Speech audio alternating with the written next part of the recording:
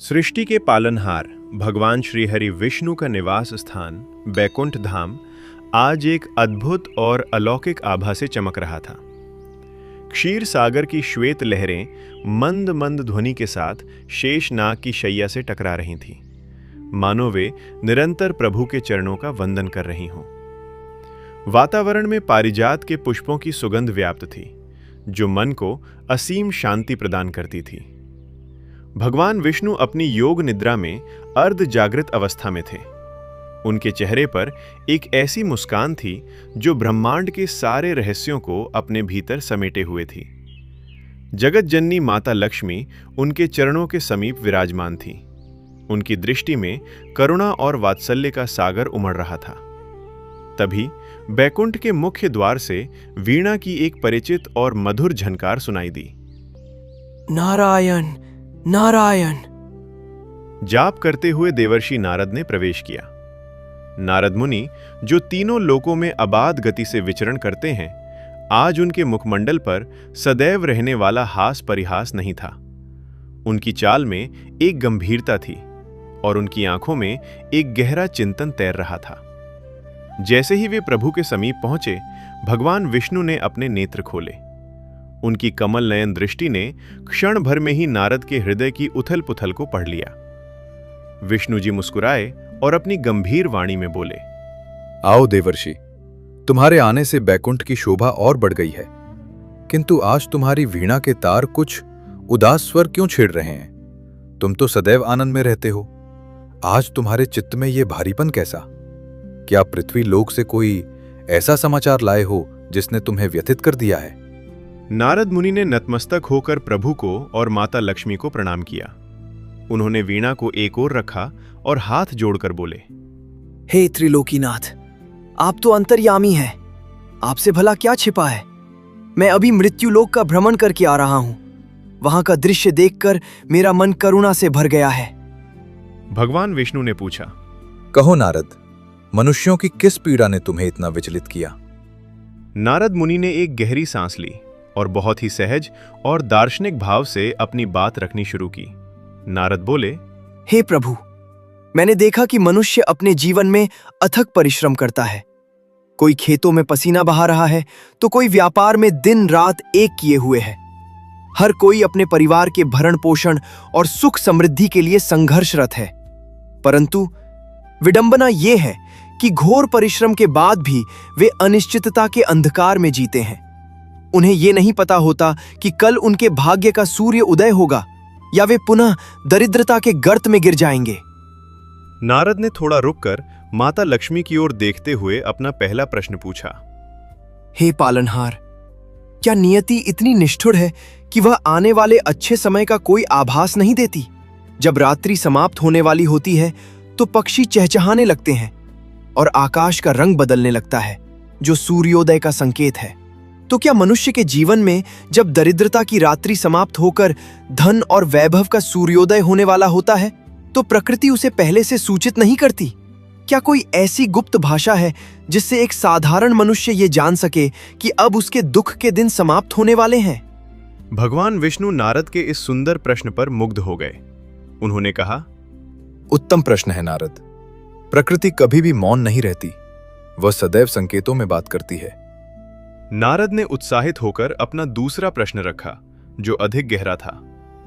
प्रभु, जागृत अवस्था में तो मनुष्य का मन चिंताओं के शोर से भरा होता है, इसलिए वह दैवीय संकेतों को सुन नहीं पाता।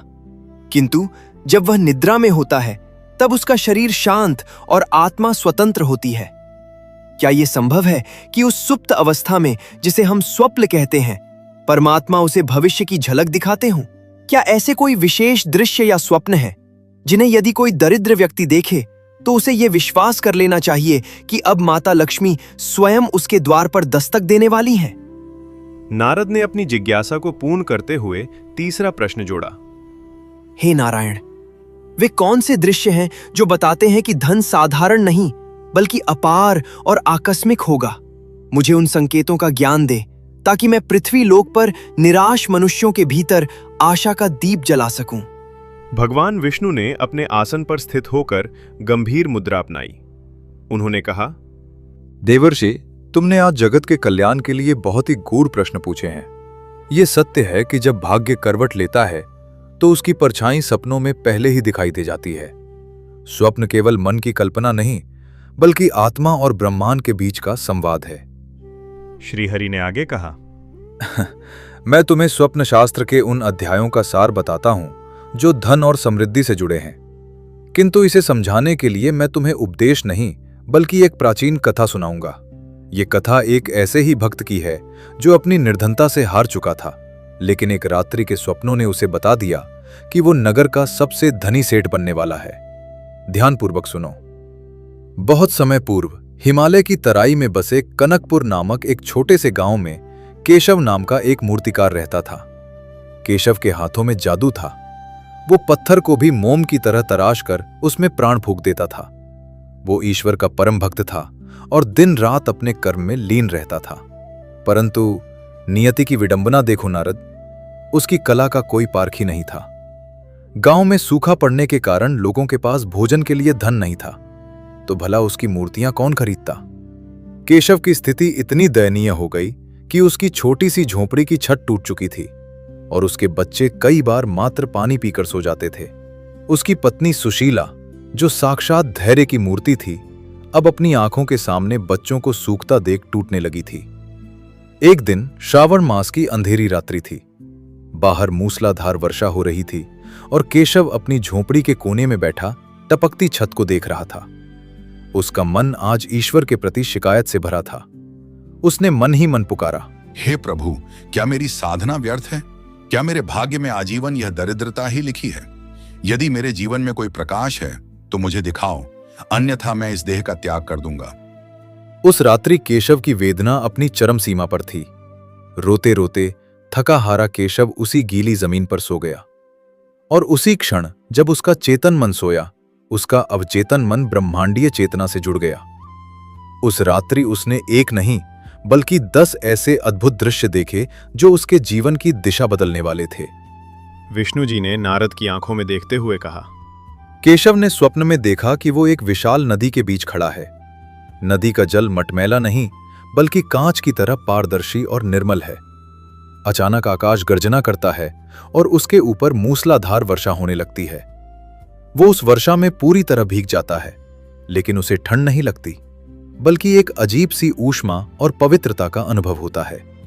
मुनि, स्वप्न में स्वयं को साफ पानी में खड़ा देखना या वर्षा में भीगना इस बात का संकेत है कि व्यक्ति के पुराने पाप और कर्ज धुलने वाले हैं।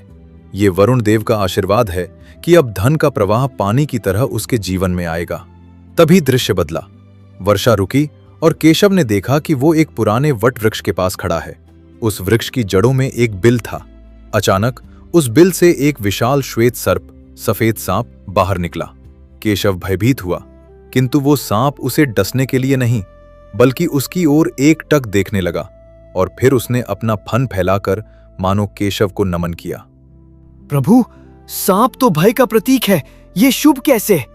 विष्णु जी मुस्कुराए और बोले, नहीं नारद, स्वप्न में सफेद सांप या सांप को बिल के पास देखना आकस्मिक और गुप्त धन का सबसे बड़ा संकेत है। ये बताता है कि पृथ्वी के गर्भ में गड़ा हुआ या पूर्वजों का धन व्यक्ति को मिलने वाला है। सर्प के लुप्त होते ही केशव ने स्वयं को एक दिव्य सरोवर के किनारे पाया। वो सरोवर कीचड़ से नहीं बल्कि हजारों खिले हुए कमलों से भरा था। उसने देखा कि वो जल में उतरकर उन कमलों को स्पर्श कर रहा है और उनकी सुगंध ले रहा है। विष्णु जी बोले, कमल मेरी प्रिया लक्ष्मी का आसन है। जो व्यक्ति स्वप्न में कमल देखता है, समझ लो कि लक्ष्मी ने उसके घर का मार्ग देख लिया है। ये व्यापार में वृद्धि और शुद्ध धन का प्रतीक है। अगले ही पल केशव ने देखा कि एक भव्य सजा धजा हाथी गजराज उसकी ओर बढ़ रहा है। वो हाथी अपनी सूंड में एक स्वर्ण कलश लिए हुए था। हाथी ने केशव के मस्तक पर अपनी सूंड रखी और उसे अपनी पीठ पर बैठा लिया। केशव को लगा जैसे वो कोई राजा है। विष्णु जी ने व्याख्या की, हाथी ऐश्वर्य, बुद्धि और गणेश जी का प्रतीक है। स्वप्न में हाथी देखना या उस पर सवारी करना ये बताता है कि धन केवल आएगा नहीं बल्कि अपने साथ मान सम्मान और कीर्ति भी लाएगा। ये राजयोग का लक्षण है। हाथी से उतरकर केशव ने देखा कि उसके सामने एक बहुत ऊंचा पर्वत है। रास्ता कठिन था, पत्थरों से भरा हुआ। लेकिन केशव ने देखा कि वो अद्भुत गति से उस पहाड़ पर ऊपर चढ़ता जा रहा है। बिना थके, बिना रुके वो सीधा शिखर पर पहुंच गया और वहां से उसने नीचे की दुनिया को देखा। नारद, ये स्वप्न व्यक्ति के संघर्ष पर विजय का प्रतीक है। ऊंचाई पर चढ़ना मतलब करियर में पदोन्नति, वेतन वृद्धि या व्यापार में भारी मुनाफा। इसका अर्थ है कि अब व्यक्ति समाज में ऊंचा उठेगा। भगवान विष्णु ने अपनी कथा जारी रखते हुए नारद मुनि से कहा, हे देवर्षि, केशव अभी अपनी निद्रा में उस पर्वत के शिखर पर खड़ा होकर अपनी विजय का अनुभव कर ही रहा था कि स्वप्न का दृश्य पुनः परिवर्तित हुआ। अब जो दृश्य उसके सामने आए वे अत्यंत विचित्र और गहरे अर्थ वाले थे। अचानक केशव ने देखा कि उसके गांव के मार्ग से एक शव यात्रा जा रही है। उसने स्पष्ट रूप से एक मृत देह को देखा। सामान्यतः मृत्यु को देख मन भयभीत होता है, किंतु केशव को स्वप्न में उस शव को देखकर भय नहीं लगा। उसे ऐसा प्रतीत हुआ जैसे कोई भारी बोझ उसके सीने से उतर गया है। विष्णु जी ने नारद के आश्चर्य को भांपते हुए समझाया, नारद, जागृत अवस्था में मृत्यु दुखद है, किंतु स्वप्न शास्त्र में मृत्यु का अर्थ नवनिर्माण है। शव को देखने का अर्थ है कि व्यक्ति के दुर्भाग्य की मृत्यु हो चुकी है। ये रुका हुआ धन वापस मिलने या अचानक लॉटरी, वसीयत अथवा गड़े हुए धन की प्राप्ति का सबसे प्रबल संकेत है। ये दरिद्रता के अंत की घोषणा है। इसके पश्चात केशव ने देखा कि वो अपनी कुटिया के बाहर खड़ा है और आसमान से उड़ता हुआ एक सुंदर हरा तोता उसके कंधे पर आ बैठा। तोता केवल बैठा नहीं, बल्कि उसने केशव के कान में कुछ मधुर शब्द कहे और एक स्वर्ण का सिक्का उसकी हथेली पर गिरा दिया। विष्णु जी बोले, तोता बुध ग्रह का प्रतीक है, जो व्यापार और बुद्धि का कारक है। स्वप्न में तोते का बोलना या पास आना ये संकेत देता है कि व्यक्ति को कोई ऐसी शुभ सूचना मिलने वाली है जो उसकी आर्थिक स्थिति को रातों रात बदल देगी। केशव ने आगे देखा कि वो एक बागीचे में है। उसकी नजर एक ऐसे वृक्ष पर पड़ी जो रसीले आम और अनार के फलों से लदा हुआ था। वृक्ष की डालियां फलों के भार से झुकी जा रही थीं। केशव ने अपना हाथ बढ़ाया, एक फल तोड़ा और उसे खाया। उस फल का स्वाद अमृत तुल्य था। वृक्ष कर्म का प्रतीक है और फल परिणाम का। फलों से लदा पेड़ देखना ये बताता है कि व्यक्ति ने अतीत में जो मेहनत की है अब उसके पकने का समय आ गया है। ये संकेत है कि अब बिना अधिक संघर्ष के धन का निरंतर आगमन होगा। दृश्य फिर बदला और घोर अंधकार छा गया। उस गहन अंधकार के बीच केशव ने देखा कि एक मिट्टी का दीपक जल रहा है। आंधी चल रही थी, किंतु उस दीपक की लौ कंपित नहीं हुई। वो स्थिर होकर सुनहरे प्रकाश से चारों दिशाओं को रोशन कर रही थी। विष्णु जी ने कहा, ये दीपक आत्मा और भाग्य का प्रकाश है। अंधकार गरीबी है और दीपक उसे मिटाने वाली शक्ति। स्वप्न में जलता हुआ दिया देखना, विशेषकर अंधेरे में, ये सुनिश्चित करता है कि व्यक्ति को मान सम्मान के साथ स्थायी लक्ष्मी की प्राप्ति होगी। अंत में जब स्वप्न समाप्त होने वाला था, केशव ने देखा कि उसके घर का मुख्य द्वार खुला है और एक सफेद गाय, श्वेत धेनु, धीरे धीरे उसके आंगन में प्रवेश कर रही है। गाय ने केशव की ओर देखा और रंभाना शुरू किया। केशव ने बड़े प्रेम से उसके माथे को सहलाया। विष्णु जी मुस्कुराए और बोले, गौ माता में 33 कोटि देवी देवताओं का वास है। स्वप्न में सफेद गाय का घर में आना साक्षात कामधेनु का आना है। ये अंतिम और पूर्ण संकेत है कि अब उस घर में कभी भी धन, धान्य, दूध और सुख की कमी नहीं होगी। कथा को आगे बढ़ाते हुए विष्णु जी बोले, हे नारद, इन 10 दृश्यों को देखने के बाद केशव की नींद खुल गई। बाहर वर्षा थम चुकी थी और पूर्व दिशा में सूर्य की पहली किरणें फूट रही थीं। केशव का शरीर पसीने से भीगा था, लेकिन उसका मन एक असीम शांति और ऊर्जा से भरा हुआ था। उसे ऐसा लग रहा था मानो उसका पुनर्जन्म हुआ हो। उसने अपनी पत्नी सुशीला को जगाया। सुशीला ने देखा कि केशव के चेहरे पर आज वो वर्षों पुरानी चिंता की लकीरें नहीं थी, बल्कि एक तेज था। केशव ने उसे अपने अद्भुत स्वप्नों के बारे में बताया। सुशीला, जो धर्मपरायण स्त्री थी, ने सुझाव दिया, स्वामी, ये साधारण स्वप्न नहीं है। हमें गांव के बाहर आश्रम में रहने वाले त्रिकालदर्शी महर्षि गार्ग्य के पास जाना चाहिए। वे ही इसका सही अर्थ बता सकते हैं। केशव और सुशीला महर्षि गार्ग्य के आश्रम पहुंचे। महर्षि उस समय यज्ञ संपन्न कर रहे थे। केशव ने उनके चरणों में गिरकर अपने 10 स्वप्नों का वर्णन किया। महर्षि गार्ग्य का चेहरा खिल उठा। उन्होंने केशव को उठाकर गले लगा लिया और बोले, वत्स, तू धन्य है।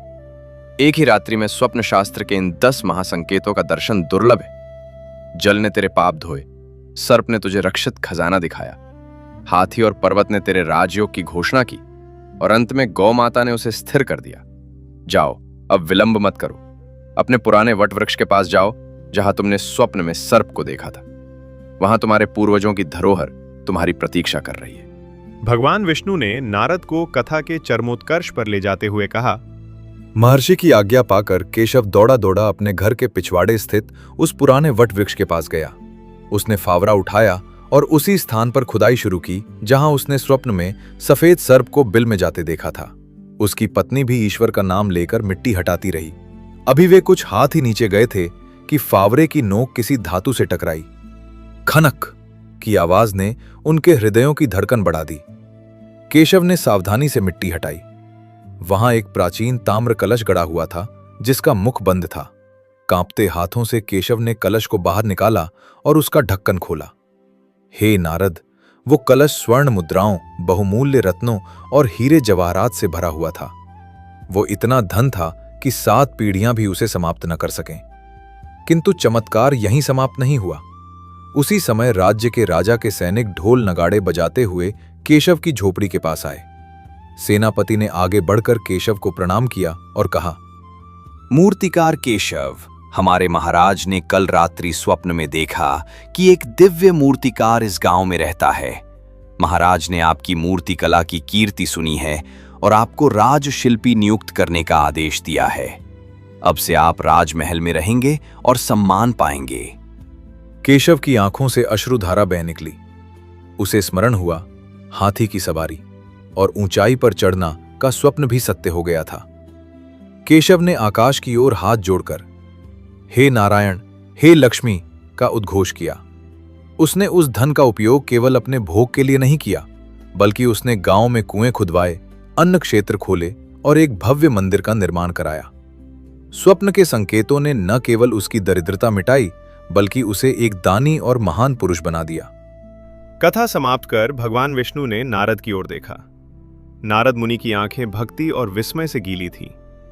श्री हरि ने गंभीर स्वर में कहा, नारद, ये कथा प्रमाण है कि मैं और मेरी प्रकृति अपने संतानों को कभी भी अंधेरे में नहीं रखते। जो मनुष्य धर्म के मार्ग पर चलता है, विपत्ति में भी धैर्य रखता है और संकेतों को समझकर कर्म करता है, उसका रंक से राजा बनना निश्चित है। विष्णु जी ने आगे समझाया, स्वप्न भविष्य का दर्पण है। ये 10 संकेत जल, सर्प, कमल, हाथी, पर्वत, शव, तोता, फल, दीपक और गाय धन आगमन के ध्रुव सकते हैं। परंतु स्मरण रहे, केशव को धन तब मिला जब उसने फावड़ा उठाया, कर्म किया। केवल स्वप्न देखने से कुछ नहीं होता। स्वप्न देखकर कर्म करने वाले को ही लक्ष्मी वरण करती हैं। नारद मुनि ने अपनी वीणा उठाई और भाव विभोर होकर बोले, नारायण, नारायण। प्रभु, आज आपने मेरी जिज्ञासा को शांत कर समस्त संसार पर बड़ा उपकार किया है। जो भी दरिद्र या हताश मनुष्य इस संवाद को सुनेगा या इन संकेतों को अपने स्वप्न में देखेगा, उसे नई आशा और दिशा मिलेगी। बैकुंठ धाम एक बार फिर नारद की वीणा और श्री हरि के जयकारों से गूंज उठा। माता लक्ष्मी मंद मंद मुस्कुरा रही थीं, क्योंकि वे जानती थीं कि अब पृथ्वी पर उनके आगमन के संकेतों को लोग पहचान सकेंगे। उम्मीद है आपको ये कथा पसंद आई होगी। आपको कथा कैसी लगी कमेंट करके जरूर बताएं। जानकारी अच्छी लगी तो वीडियो को लाइक जरूर करें और कमेंट्स में जय श्री कृष्ण, जय धर्मराज अवश्य लिखें। साथ ही चैनल को सब्सक्राइब करें। आप सभी का धन्यवाद।